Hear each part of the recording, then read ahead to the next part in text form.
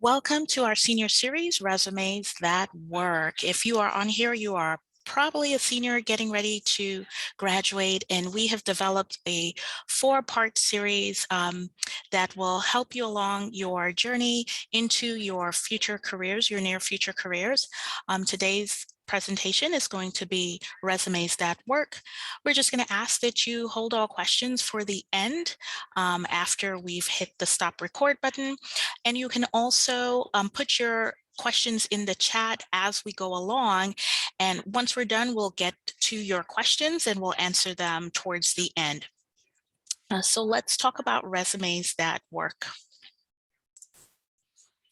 So just a quick, a few fast facts. How long do employers take to read your resume? If I can get some participation in the chat here, how long do you think it takes employers to read your resume? If you can just go ahead in the chat and let us know how long you think it takes. I see here 3 minutes, 5 minutes. Those are great guesses. Any other guesses coming in? 10 minutes. Oh, that would be awesome if it was 10 minutes. They spend that much time on it. All right, well, I'm not going to keep you guessing too much. On average, nationally, when employers were surveyed, it seems as though employers are taking approximately 7 seconds, 7 seconds to read your resume. I guess I wouldn't consider that reading and more so skimming. So while you're spending 7 months, 7 days, 7 hours laboring over this resume, it comes to find out that employers are really only spending about 7 seconds reviewing it. And we're going to talk about a few reasons why. Now, here's another question. If you can just participate in our chat, should high school things stay on your resume? And this is for our seniors in the room. Should high school things stay on your resume? And that would be either a yes or no, if we can just go ahead and put that in the chat. Okay, so I do see a no. I also see someone says it depends if it's relevant to the position you are applying for. And those are actually some really great answers. So of course, every resume is customizable. So yeah, if there is something that is relevant to the position that you're applying to, such as if you're in education and you're going back to work at the high school that you graduated from, then yeah, you may want to put that on your resume that you attended that high school. But for the most part, by the time you get to college and are in your sophomore year, some things from your high school should be falling off of your resume, like any extracurricular activities that you've done or teams that you've been on, or any scholarships or awards that you've gotten. Those we generally do not put back on the resume once you're in your senior year. You should have more than enough content to include on your resume that pertains to your college background and any part-time extracurricular activities, anything that you've done in college really takes precedence on the resume. So great answers, and I hope I was able to clarify that a bit for us. Here's another fast fact or question. Does anyone know the difference between a resume and a CV, also known as a curriculum vitae? If you could just put it in the chat if that's a yes or no. You don't have to give an explanation of what the difference is, but do you know the difference between a resume and a CV? All right, so I have a few yeses, a few nos in here. All right, and I'll definitely cover that really quickly. Today's presentation is about resume, but just to let you know, in a lot of your applications, you may see that an employer is asking you to put either a resume and or a CV, not to be confused with a cover letter. I know some of the letters in cover letter resemble CV, but CV is actually very similar to a resume. And here are the key differences. So resumes are usually suggested to be 1 page. Whereas a CV or a curriculum vitae is more than one, are usually more than one pages. In the general world of work, we use one-page resumes when we're applying to opportunities. Where we use curriculum vitaes are if we're going on to graduate school, or if you're going to be working in a school setting. Usually it's okay to provide a curriculum vitae that will list all of your publications or research that you've done. And that usually tends to take up a lot of space on a resume. So it's okay to have a CV instead. So again, if you're going to graduate school, you can do a CV. If you're going to be working in a school, you can also do a CV. But for everyone else, we encourage you to do a one-page resume, especially if the recruiters are only going to spend about 7 seconds to review it. Of course, CVs, hiring committees take a little bit longer to spending time on reading through your entire CV.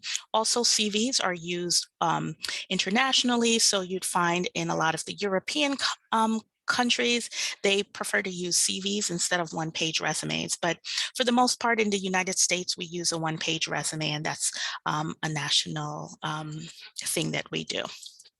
All right, so let's move on to talking about resumes and the era that we're in, which is the COVID pandemic. And I just want to point out that your digital presence is more important than ever. And this is the time to update and refresh your resume. One moment, please.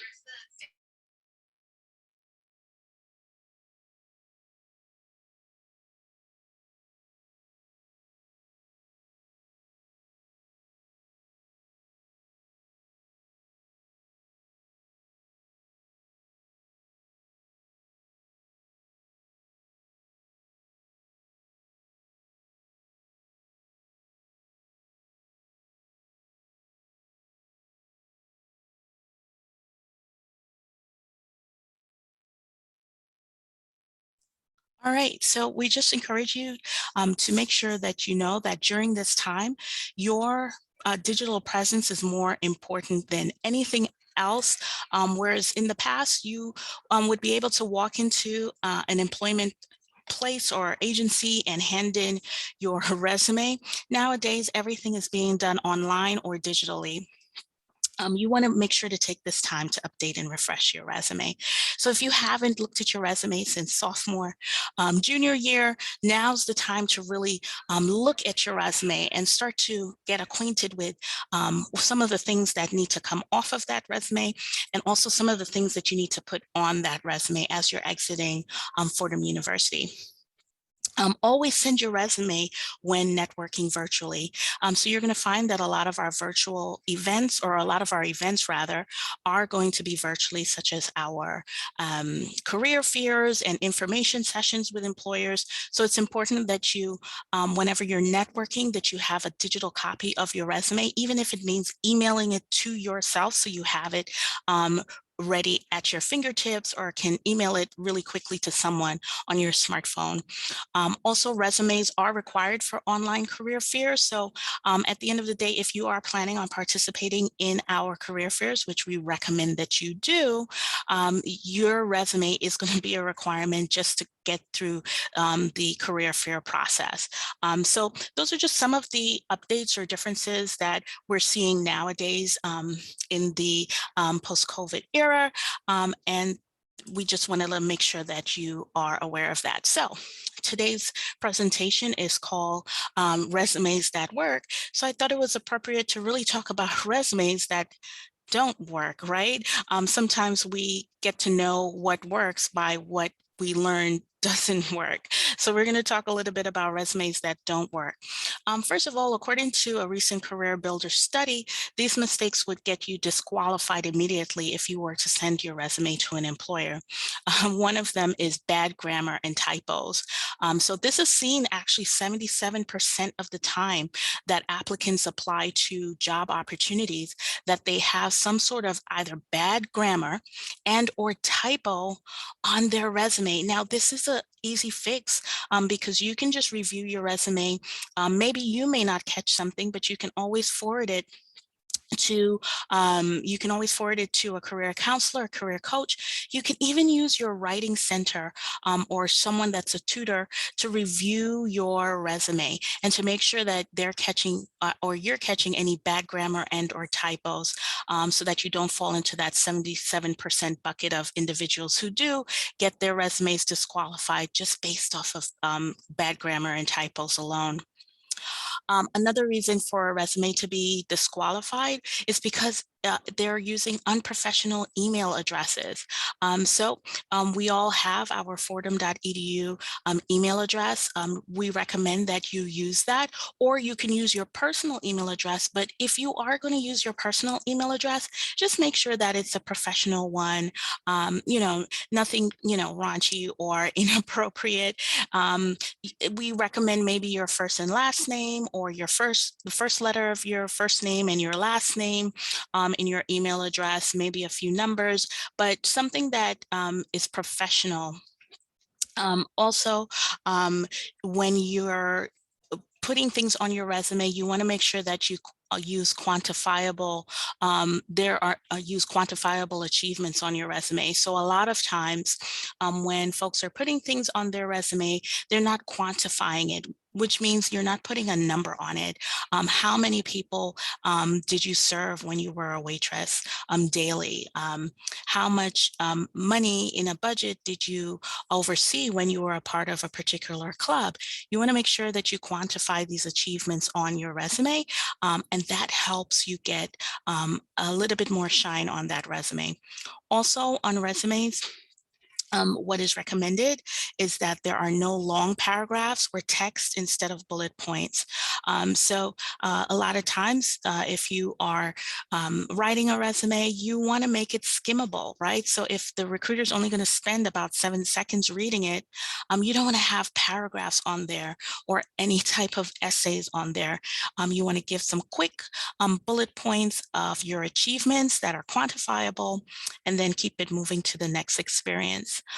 Also, generic resumes that are not tailored to the job. So you are going to have a master resume. That's a resume that has everything that you've done over your collegiate career or even before, any volunteer work. But when it comes to actually applying to a specific position, a specific job, you want to tailor your resume towards that job description and use only things that are relevant for that particular position. Also, I think we discussed this a few moments ago. Make sure that your resume is not longer than 2 pages. About 17% of resumes are disqualified because they're either 2 pages or more. And like I mentioned before, your resume is best as a 1-page resume. That's the way the employers are telling us that they like to see a resume come through their desk. And also, what's recommended is that you don't use any templates. So when you use templates, and there's a lot of templates online, but obviously if you're opening up your Google documents or your Microsoft Word documents, the first thing that populates is templates, and that's usually meant to help you along the way. We recommend that you don't use templates when you are creating a resume. Try to use just a blank sheet of just a blank paper on your digital format, and work from there. The thing that happens with templates is that sometimes there are hidden bots behind the template. Sometimes there are graphs and different things that in the next few minutes we're going to talk about can get you disqualified, that you may not know about, but is embedded in the template itself.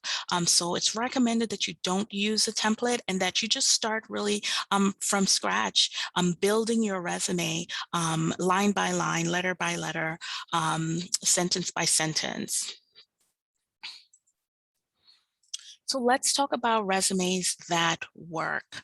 And this is an example of a resume that works. As you can see, this resume doesn't have any pictures, any graphs, even columns, by the way, can get you disqualified. So you want to make sure that, again, you're not using a template and that you're using just a plain text format for your resumes. And we find that these are the resumes that work. A resume that works will go past the ATS scan, and we're going to talk about that in a few seconds, what an ATS scan is. So those are the resumes that really work, the ones that get you past the ATS scans. Resumes that work are the ones that earns more than 7 seconds of the recruiter's attention. And also resumes that work lands you an interview, and ultimately a resume that works will get you the job. So let's talk a little bit about jobscan.co, which is a company that we subscribe to and can help you really get past something that's called the applicant tracking system. Hi, I'm Allison, one of the team members here at JobScan. We're trusted by over 1 million job seekers worldwide to help you get more interviews and job offers. And I'm so excited to be here with you today to talk all things ATS. So first things first, what are they? Applicant tracking systems are simply a tool that recruiters and hiring managers use to collect and sort all of the applicant resumes. So when you are submitting your job application, it's first being sorted by the ATS within the parameters set out by that company to then be looked at later on. So why do companies use ATS? This is a good question, and I invite you to pretend for a moment with me that you yourself are the hiring manager or recruiter in this scenario. So most hiring managers or recruiters have several different positions that they're trying to fill. This means multiple job descriptions going out and hundreds, if not thousands, of applicants for each of the many different job openings that they are trying to fill. That's a lot of resumes, a lot of cover letters, and a lot of applications. So many of these folks will lean on an ATS to help them stay organized and on top of all the different things that they have to be aware of to do their jobs. It also helps them stay EEOC compliant, which is really important within the nature of their industry. It can also make their lives a little bit easier. Beyond just plain old organization, they want to be as quick as possible in finding the right candidates for this role. So many of these ATS systems help them highlight those key top candidates for each job position. So now that you know what applicant tracking systems are, why companies are using them, and how important they are in your job search, let's talk about 10 ways that you can beat ATS. Tip number 1, carefully tailor your resume to the specific job description every single time. Hi, I'm Allison, one of the team members here. All right, so I didn't want to have that video viewed for the entirety of the presentation, but we will keep it as a link in our follow-up to you and on YouTube. So why don't we talk about some of the things that the presenter from jobscan.co, not to be mistaken with jobscan.com, it's actually jobscan.co, talked about in terms of getting past the applicant tracking system. Well, the first thing that we want to talk about is your formatting.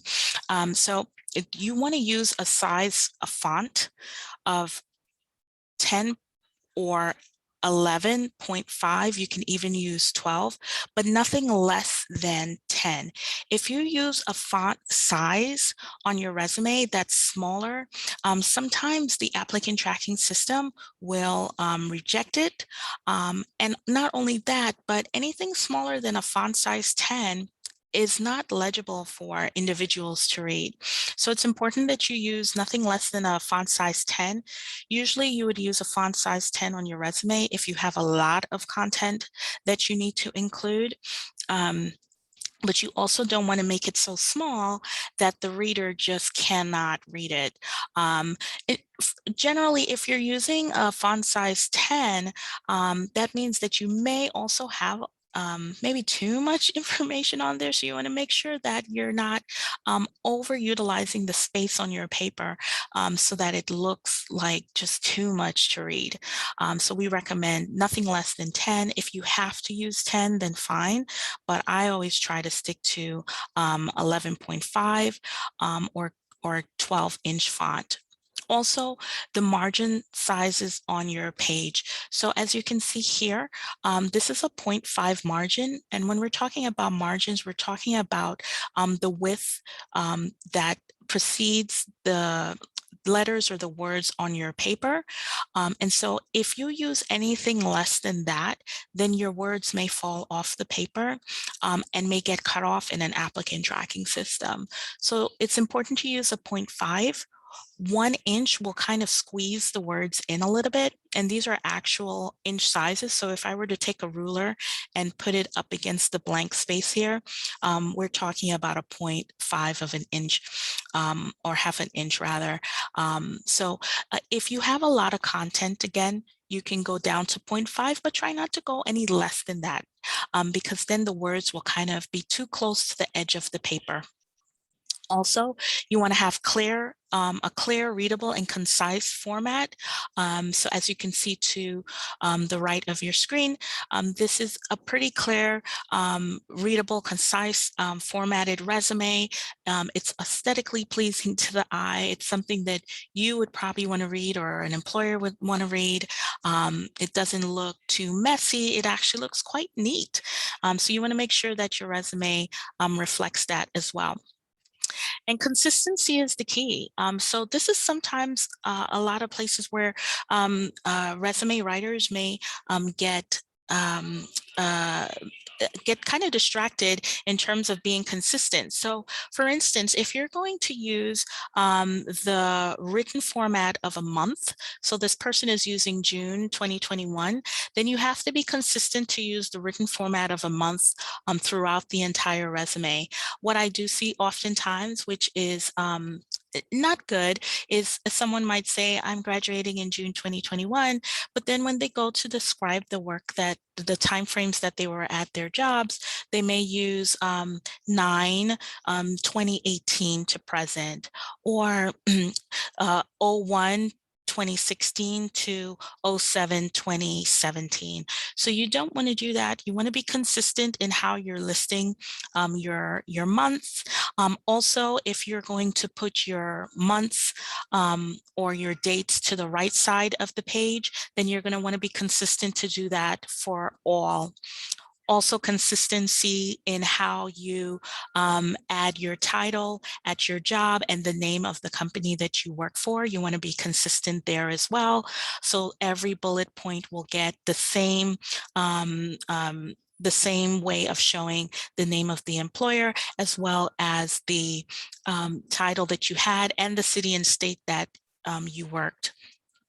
The same goes for anything that you put on the page, your titles. Just be consistent. If you're going to all caps your sections, then all caps it all around throughout the entire document. All right, and so we're just going to move on here. Make sure that you're putting your full name, not the nickname that you got during college, the name that basically you want the employer to write on your check, the name that you want to be able to cash. Also make sure that you're putting your relevant city and state, also your phone number. Make sure it's the accurate phone number, not the one that you canceled last year. And of course, we discussed your email address. Education, the formal way to write your education is Fordham University, New York, New York, or Bronx, New York. And then you want to write the degree that you're getting and what it's in. So bachelor, no plural because you're getting one. So Bachelor of Art in Communication and Media Study. If you're going to put your GPA, just make sure that it's a competitive GPA. Not every employer requires a GPA, but if you are going to put it, just make sure that it is competitive so that you're not competing against someone with a higher GPA than yours. If it's not a competitive GPA, then just leave it off of the resume. And if they ask for it, then you can obviously be truthful. But if it's not competitive off the bat, then I would not put it and just wait for them to ask you for it. And then you would have to have an explanation as to why it isn't the most competitive. Also, if the job description requires that you list your GPA, then obviously you want to put it because it is a requirement in terms of the process, the application process. Also, another thing that gets high marks on resumes is putting relevant relevant coursework that's relevant to the career that you're about to start. So if you know that you are going to be going into the business, marketing, or finance industry, then all of those core classes that you took in your senior year, you want to put there. Maybe an elective that was specific to the industry or the job that you're looking to apply to would go here as well. And then, of course, you never want to leave off any of your awards and honors that you received in college. You want to make sure that that is on your resume as well. When it comes to experience, if you were fortunate to get relevant experience during your college years, you can create a category called relevant experience and put anything that's relevant to the job that you're going for. Of course, if you did not have any relevant experience to the job that you're going for, then relevant would fall off, that word would fall off, and then you're just listing really your experience itself. Make sure that you're using bullet points, no periods at the end of each sentence, because periods would indicate that these are proper sentences, where in fact, these bullets are just statements of what you did, and not technically complete sentences. And then you always want to, again, list where you worked, your title, city and state, and the time frame that you work there. If you only work there during the summer, you can put just summer 2021. If you only did maybe a one-day volunteer opportunity, you can just put the month that you did the opportunity and the year. All right, and here's an additional breakdown of if you are going to use relevant experience, the experience will go to the top, and then in the bottom, you will just list any additional experience that you have. Usually the section is for just regular work experience that is not relevant to the job, but you want to list it as well. And then finally, you want to make sure that you put your skills and languages at the bottom. Skills, languages, or any of your interests would belong at the bottom of your resume. And you want to list any of your hard skills, not your soft skills. Soft skills are things like you're someone that's a team player, excellent time management. Those are kind of soft skills. You don't want to list those. You want to list your hard skills, which are going to be technical skills, your computer skills, any software that you're proficient in, any languages that you speak or are fluent in, or learning. If you're just learning basic Spanish or any other language, you can put beginners or basic in terms of your level. And then finally, you can, this is always optional, you can put your interests. As you know, here in our career centers, we promote Cura Personalis, which is care of the entire person. So you want to showcase that you are someone who has interest, and just showcase who you are outside of your professional work, that maybe you do some social media things, or you like photography, biking, traveling, walking, nature walks, things of that nature. You just list a few of them so that you can showcase your entire person. All right, so that is basically our presentation for today. I do want to let you know that, again, this is just part 2 of a 4-part series. The next time we meet, we'll be talking about networking in the hidden job market, and then we'll finalize with Let's Talk Salary. So you want to look out for those events coming up. And then we also have an event coming up on November 11th, our healthcare networking event. That's one of our career fairs, specifically for our healthcare industry students who are interested in going into the healthcare industry. So you also want to connect with that by registering on Handshake. And thank you so much.